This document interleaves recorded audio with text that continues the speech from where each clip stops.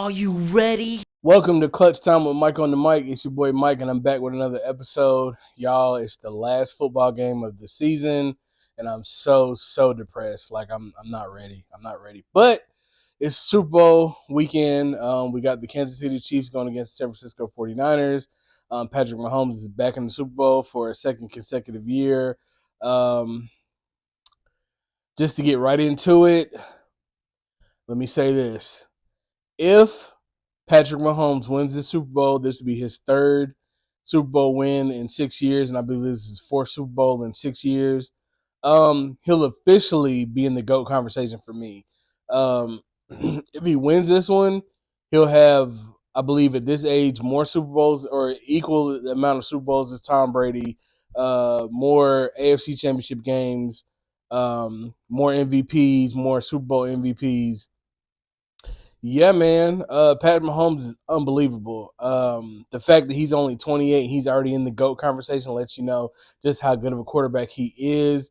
For me, I didn't think I'd see anybody eclipse what Tom Brady did in the career, but Pat Mahomes is definitely on that trajectory if he keeps up and if he keeps in Kansas City and they keep supplying him with weapons. And if Andy Reid is his coach, even if Andy Reid retires, if they can find a suitable replacement for him, then the sky's the limit for Pat Mahomes. I don't see him falling off anytime soon. Like I said, he's only 28, so got a long way to go before his career is over with. When it's all said and done, I think if he wins the Super Bowl on Sunday, we might have to call him the GOAT. We might just might have to do it. I know people like Skip Bayless will never call him the GOAT because he lost to Tom Brady in the Super Bowl already, but for me, just because you lost in the Super Bowl doesn't mean that you can't be the greatest of all time. Just because you lost in a championship game doesn't mean you can be the greatest of all times. I.e., I think LeBron James is better than Michael Jordan, but that's another story for another day. Clearly, because I got the LeBron on my wall. But let's get into the game. My prediction for the game is I believe the San Francisco 49ers win the game. I think it'll be close. I really think it'll just come down to which quarterback can make the least amount of mistakes and which defense can step up and play. For Kansas City, what they've been doing offensively is that in 3 playoff games, Pat Mahomes has been sacked twice. He's been sacked 2 times. Miami didn't sack him. Buffalo didn't sack him. I believe the Baltimore got to him twice. So he's only been sacked twice in 2 games, or twice in 3 games, excuse me. For San Francisco, to me, their defensive power, their defensive prowess comes from their front 4 with Nick Bosa and the rest of those guys. Fred Warner is probably the best middle linebacker in football. And if they can keep Pat Mahomes contained as far as not letting him get them off schedule first down runs that he seems to pick up every game, if they can stop him from that and get the ball out of his hand quickly, I believe the 49ers could win. Offensively, I think San Francisco has to do what no other team has decided to do all postseason against Kansas City. Run the ball. If I'm not mistaken, Kansas City had the worst rush defense in the NFL this year. Run the football. You've got CMC, who's been the best running back in football this year. He's probably going to win Offensive Player of the Year as a running back. He probably won't win MVP. I think that's going to Lamar Jackson. But run the ball with CMC. Run the ball with Deebo Samuels. If you're going to pass the ball, get short passes. Don't let Brock Purdy sit back there and just be open to get tattooed off by that Kansas City defensive line. Get quick passes, get them to Deebo Samuel, go north and south. Brandon Ayuk, George Kittle, get north and south. Don't go east and west. I think if San Francisco can have a balanced offensive attack as far as 50% run, 50% pass, and play mistake-free football as far as turnovers is concerned, because mistakes are going to happen. Either wrong routes, wrong reads, wrong running up the wrong hole, not reading the defense, whatever. That stuff happens in the game.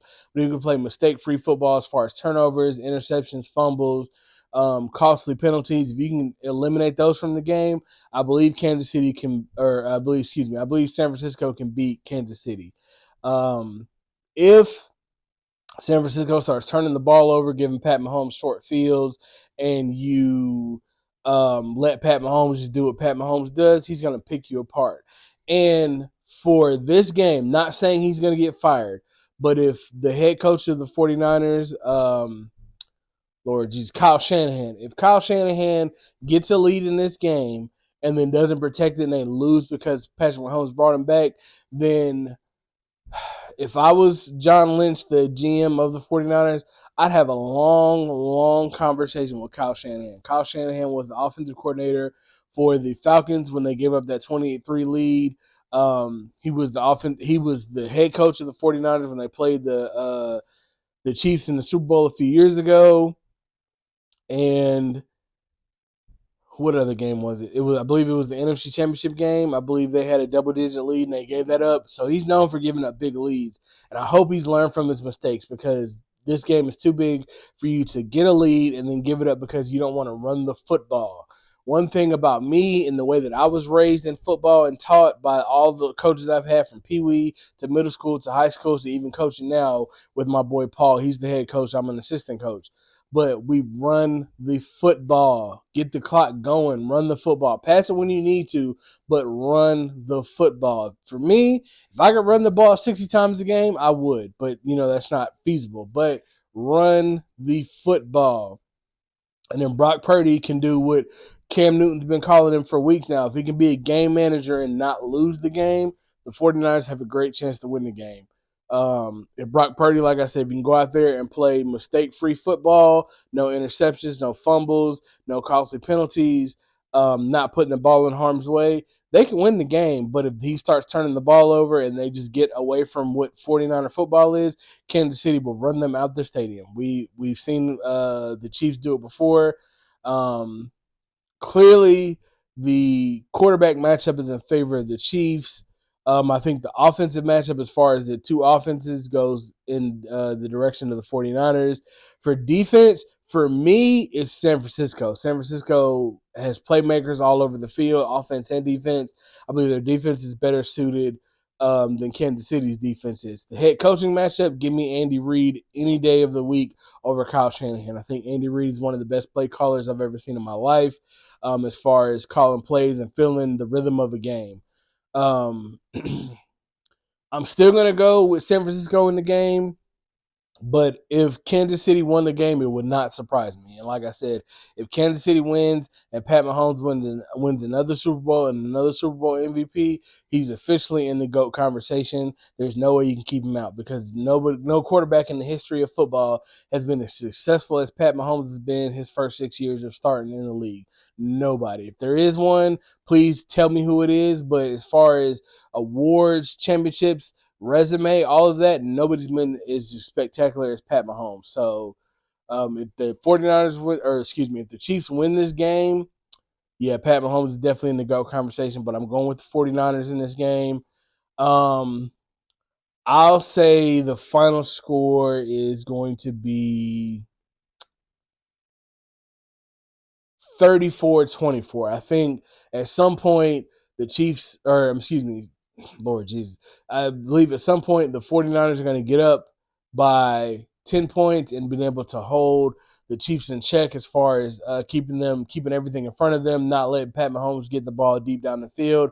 I think for the 49ers, the best thing they can do is I'm not scared of Kansas City's wide receivers. I'm not. Now, I'm scared of Travis Kelce. Definitely scared of Travis Kelce. He's probably the best tight end to ever play the game. I double him at all times, keep two defenders on him. That means somebody's going to have one-on-one coverage as far as a wide receiver, and if that wide receiver is able to beat me, then I can live with that. But I'm not going to let Travis Kelce beat me, and I'm not going to let Pat Mahomes beat me. I got to keep Pat Mahomes in check. Like I said, keep everything in front of you. Don't let the receivers get behind you over the top, none of that. Don't let him make them unscheduled plays where he runs and gets 15, 16 yards when you weren't expecting, because Pat Mahomes is not a dual threat quarterback. He's a pocket passer.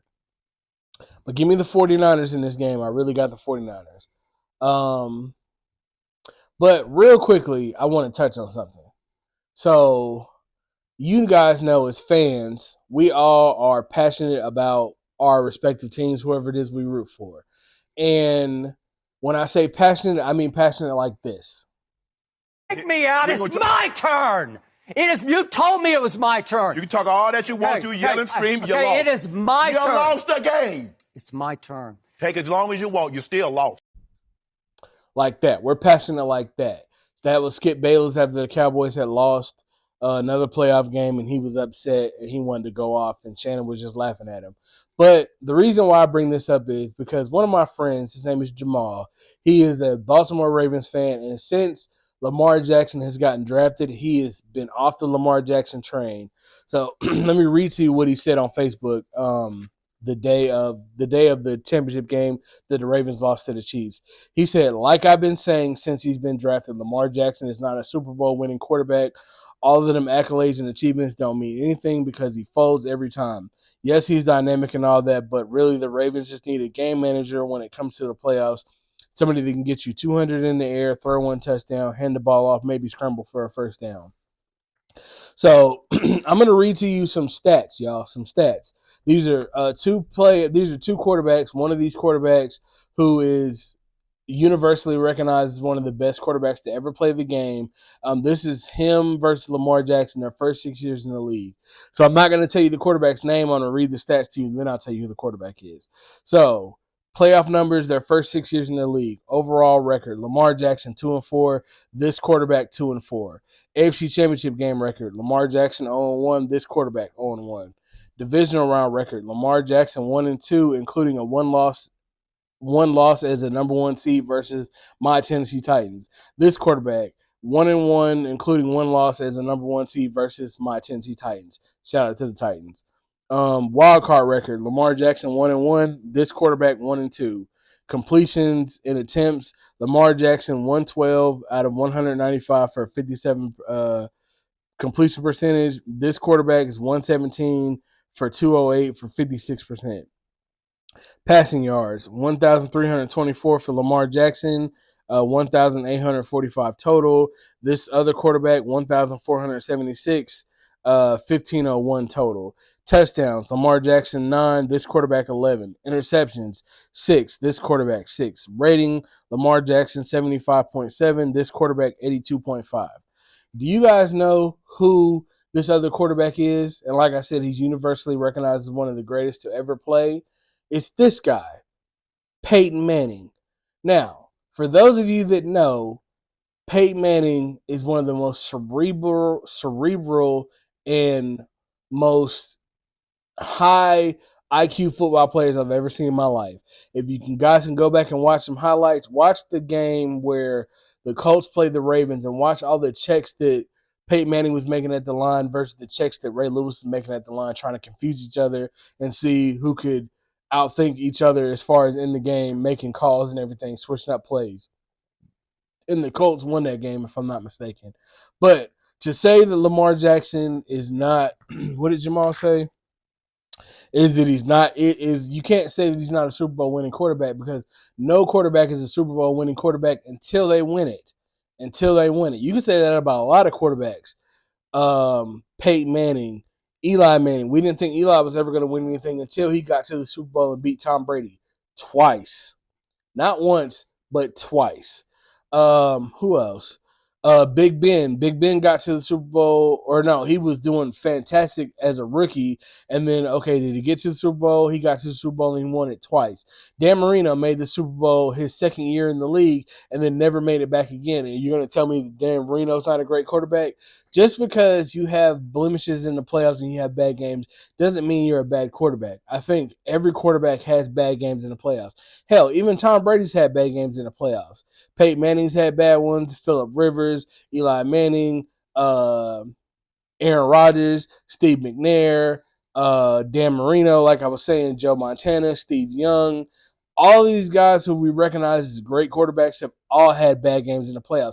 Hell, even Pat Mahomes had a bad Super Bowl game against the Buccaneers against Tom Brady. So it happens. But to say he's not a good quarterback because he doesn't do what you want as a quarterback is just asinine to me. Like, it's no way in the world that you're going to sit here and tell me that Lamar Jackson isn't a good quarterback. And just to be honest, Jamal, if Lamar Jackson wasn't you guys' quarterback, where would the Ravens be? Obviously not good because when you got hurt last year, you guys were a shell of yourself. And what quarterback? I kept asking them when we were talking last week, who would you replace Lamar Jackson with? Because all the other quarterbacks in the league, outside of Pat Mahomes and outside of who else has been to the Super Bowl? Pat Mahomes, Aaron Rodgers, Matt Stafford, Joe Burrow, Joe Flacco. Was that 5? Russell Wilson. That's 6. Right now, off the top of my head, there's only 6 quarterbacks in the league that have been to the Super Bowl. So who are you gonna replace Lamar Jackson with? Your pickings are slim. Are you gonna replace him with Josh Allen, a guy who can't beat Pat Mahomes in the playoffs? Are you gonna replace him with Joe Burrow? I love Joe Burrow. I think Joe Burrow is definitely top 5. And Jalen Hurts made the Super Bowl 2 to 7. Joe Burrow can't stay healthy. Jalen Hurts took a step back this year. Matt Stafford is getting up there in years as far as he's older. Joe Flacco was sitting on his couch, so obviously he wasn't making the team. You know, he made noise when he got on the team and got the Browns to the playoffs, but he lost in a wild card round. Justin Herbert not done anything in his young NFL career. Who are you going to replace Lamar Jackson with? He's got 2 MVPs, and to me, Lamar Jackson is easily top 5 quarterbacks in the league. It's Pat Mahomes. For me, it's Pat Mahomes. It's still Aaron Rodgers. You could put Josh Allen, Joe Burrow, and Lamar Jackson. I'd put Lamar Jackson above Josh Allen. So I'd have it Pat Mahomes, Aaron Rodgers, Lamar Jackson, Joe Burrow, Josh Allen. Those would be my 5 top quarterbacks in the league. And if you wanted to take Josh Allen out and put Jalen Hurts, that's fine with me. I think Josh Allen is a little slightly more talented than Jalen Hurts, but again, Josh Allen in the biggest games comes up small. So you're going to tell me that you want, if you were a Bills fan, you want them to replace Josh Allen too because he can't beat Pat Mahomes in the playoffs? Is that what you're saying? That's what I mean by saying you guys see these games and you overreact. Jamal, to me, you're being just like Skip Bayless. You're being You're overreacting because he had a bad game. Yes, he had a bad game. We all acknowledge that. Everybody from ESPN First Take to Undisputed to Get Up to First Things First to Speak for Yourself. Every show, The Herd with Colin Cowherd, every national pundit had something to say about Lamar Jackson. He had a bad game, but would I still want Lamar Jackson as my quarterback? You damn right I would. If Lamar Jackson could be the quarterback for the Tennessee Titans, I'd be ecstatic. Ecstatic. You hear me? But, some people just feel like, because your quarterback runs and he has a bad game, then he's not it. But to me, he is it. Lamar Jackson's got two regular season MVPs, one of those being unanimous. Well, he doesn't have 2 yet, but I'm pretty sure he's going to win the regular season MVP this year. So he's got 1 unanimous MVP. There's not a lot of quarterbacks. There's not a lot of players in the NFL history who can say that they've got 1 unanimously.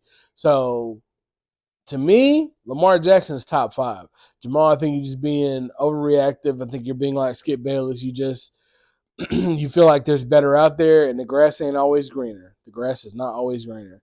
That's all I got for y'all this week, y'all. Short podcast. I just want to talk about the Super Bowl, get my picks out there, and bring up that point about Lamar Jackson. Oh, and one other thing. Since Super Bowl season or football season is about to come to an end, and we're going to jump right into basketball season. Right now, if you do not have Jalen Brunson in your MVP discussion for the regular season this year, I don't know what you're watching. The fact that the New York Knicks are relevant, I believe they're 32-18, and he's averaging 27 points a game. Jalen Brunson is phenomenal. He is phenomenal. I love to see it.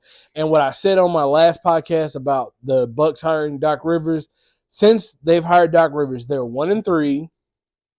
They've given up double-digit leads in them 3 losses, and Giannis Antetokounmpo just doesn't look happy. So clearly, like I said, Doc Rivers, this is your last chance, buddy. If the Bucks don't get far in the playoffs, at least make it to the finals, in my opinion, or at least the Eastern Conference Finals, You're probably going to get fired again. You're going to be back in the booth working for ESPN, and now I think that'll be the last time you coach in the NBA. But we still got a lot of season to see. We'll see. And this guy right here, the GOAT, he's coming. He's coming. The Lakers are going to make the playoffs and make a run. I won't say they're going to win the championship, but the Lakers are going to be somebody to deal with in the playoffs. You heard it here first on Clutch Time with Mike on the mic. Again, y'all enjoy y'all Super Bowl Sunday. I'll be back next week to go over the Super Bowl, and we'll jump right into basketball season. I'll holler at y'all.